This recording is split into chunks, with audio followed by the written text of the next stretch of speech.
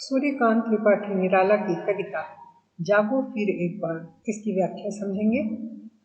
पहला पद है, जागो फिर एक बार प्यारे, जगाते हुए हारे सब तारे तुम्हें, अरुण पंख तरुण किरण खड़ी खोलती है द्वार, जागो फिर एक बार।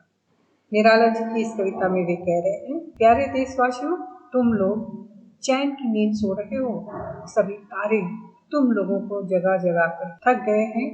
सूर्य की रोशनी तुम्हारे दरवाजे पर खड़ी है, ये किरणें दरवाजा खोल रही है, उठो जागो।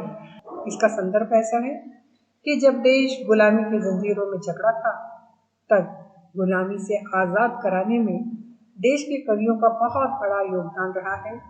इस योगदान के लिए सूर्यकांत त्रिपाठी निराला की रचना जागो एक बार फिर का विशेष स्थान है। यह कविता परिमल संग्रह से ली गई है। इस कविता में निराला जी ने कहीं भी अंग्रेजों और भारत का नाम नहीं लिया है, फिर भी इस कविता ने उस समय के देश के युवाओं को जगाया और अंग्रेजों के खिलाफ आज़ादी का बिगुल फूंका था, और आज भी दूसरे अर्थों में देशवासियों को अन्याय के विरोध में जागने का संदेश दे रहे हैं। दूसरा पद है, आंखें अलियों सी किस मधु की गलियों में फंसी, बंद कर आंखें पी रही है मधुमौन, अथवा सोई कमल कोढ़ों में बंद हो रहा गुलजार, जागो फिर एक बार। देश के युवाओं को निष्क्रिय होते देख वे कह रहे हैं कि आंखों में कौन से मीठे सपने लिए उसी में खोए हो। जैसे कमल के फूल में भंवरा रस पीने जाता है, उसी में खोकर बंद हो जाता है, वैसे ही युवाओं का उत्साह भी कम होता जा रहा है। तुम भी सपनों में लगता है खो गए हो। जैसे कमल के रसपान में डूब डूब जाने से भंवरे का गुंजार बंद हो जाता है, वैसे ही तुम्हारा उत्साह भी कम हो रहा है। फिर से जागो, जागो एक बार फिर, जिसका अर्थ है गौरवपूर्ण पुराना इतिहास है, उसे याद करो और उत्साह से भर जाओ। अपनी ताकतों को, अपनी विशेषताओं को, अपनी योग्यताओं को व्यर्थ न गंवाओ। इसकी विशेषता है, गौरवमय इतिहास और देश प्रेम से भटके युवा वर्ग को कमल के फूल का रस पीने में मगन भंवरे से तुलना की है कि वह कैसे नशे में सब कुछ भूलकर फूल की कैद में बंद हो जाता है। वैसे ही हालत युवाओं की होने जा रही है। इसलिए जागो फिर एक बार, वे कह रहे हैं, ललकार रहे हैं कि अब भी समय है। अगला पद इस प्रकार है, अस्ताचल चले रवि शशि छवि विभावरी में, चित्रित हुई है देख यामिनी गंगा जगी, एक टक चकोर कोर दर्शन प्रिय, आशाओं भरी मौन भाषा बहुभावमयी, घेर रहा चंद्र को चाव से शिशिर बार व्याकुल कुल, फूले फूल झुके हुए आया कलियों में मधुर मद और यौवन उभार, जागो फिर एक बार। इसका अर्थ है कि सूर्य अस्त होने चला है। अस्ताचल चले रवि, रवि मतलब सूर्य, अस्ताचल मतलब डूबने की राह पर। तो सूर्य डूबता है पश्चिम दिशा में, तो वे कह रहे हैं कि सूर्य अस्त होने चला है, पश्चिम दिशा में डूबने सूर्य जा रहा है, और रात में चंद्रमा की सुंदर छवि देखकर रात रानी के पुष्प अपनी सुगंध फैला रहे हैं। चकोर पक्षी अपने प्रिय को चाव भरी नजरों से आंख भरकर निहारता है और मिलन की आशा में मौन भाषा में चुप रहकर प्रेम का संदेश चांद को दे रहा है।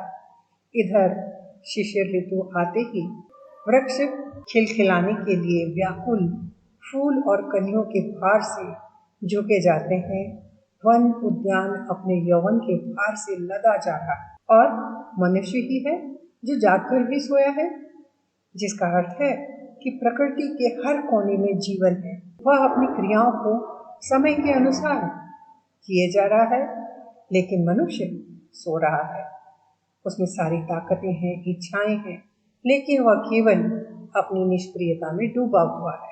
और विशेषता है कि कवि यही संदेश देते हैं कि प्रकृति कितने भी विपरीत हालात में हो, अपने कर्म, अपने कर्तव्य को नहीं भूलती।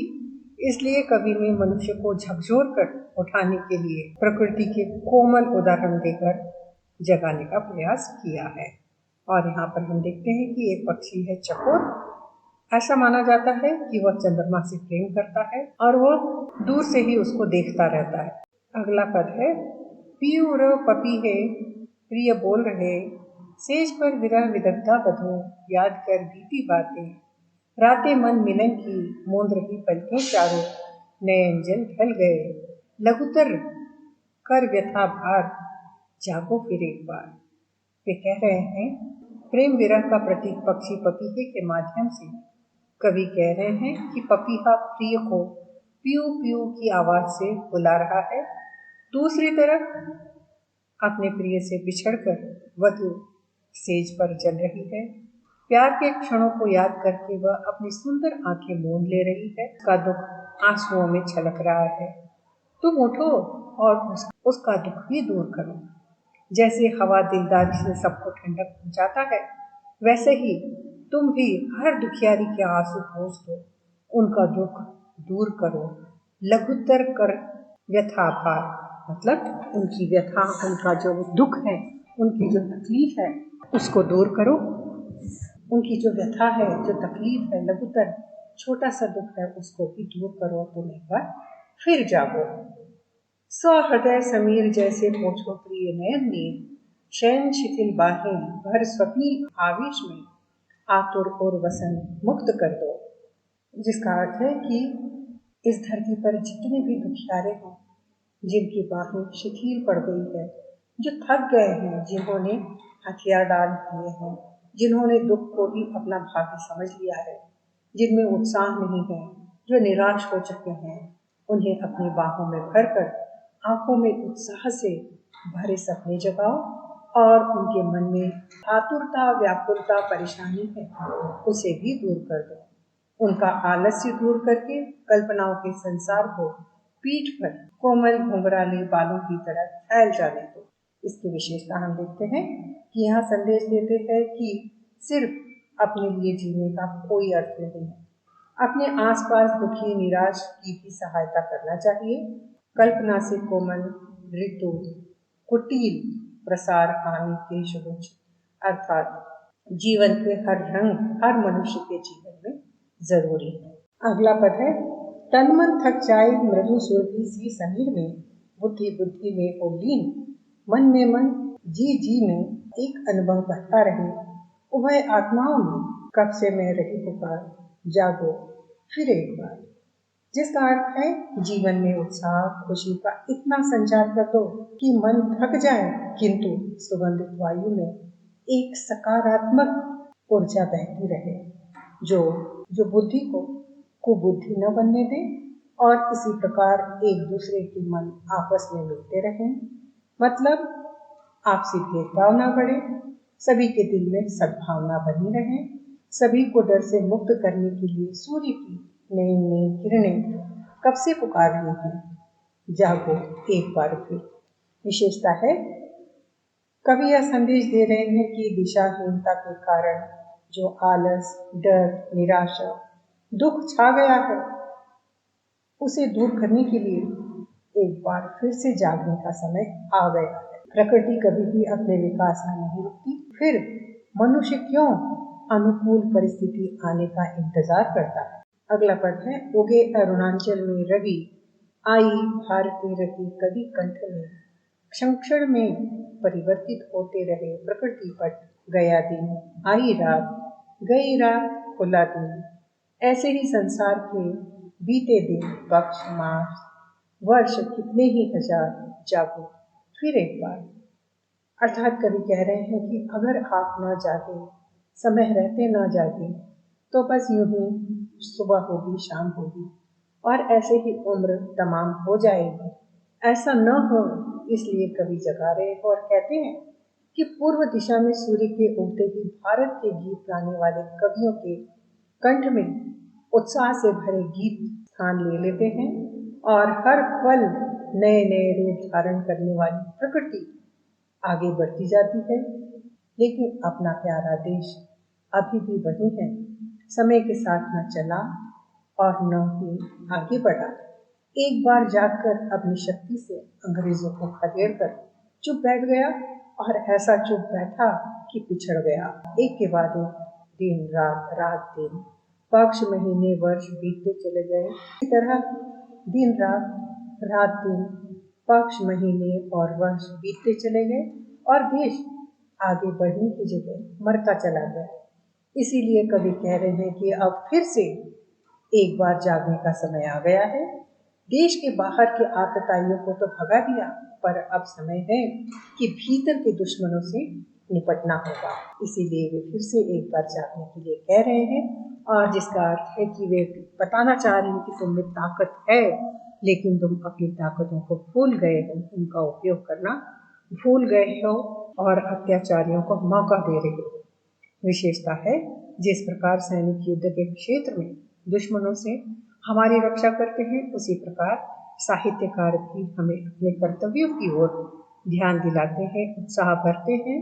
भारतीय नवयुवकों को संबोधित करते हुए कवि निराला जी कहते हैं कि ये भारतीय युवक, तुम एक बार फिर से जागृत हो जाओ और देखो तुम्हें कितनी ताकत है, अपने आप को पहचान। तो हम लिखते हैं कि इस प्रकार इस कविता के सभी पंक्तियों की व्याख्या कर दी गई है और आप अच्छी तरह से समझ गए होंगे।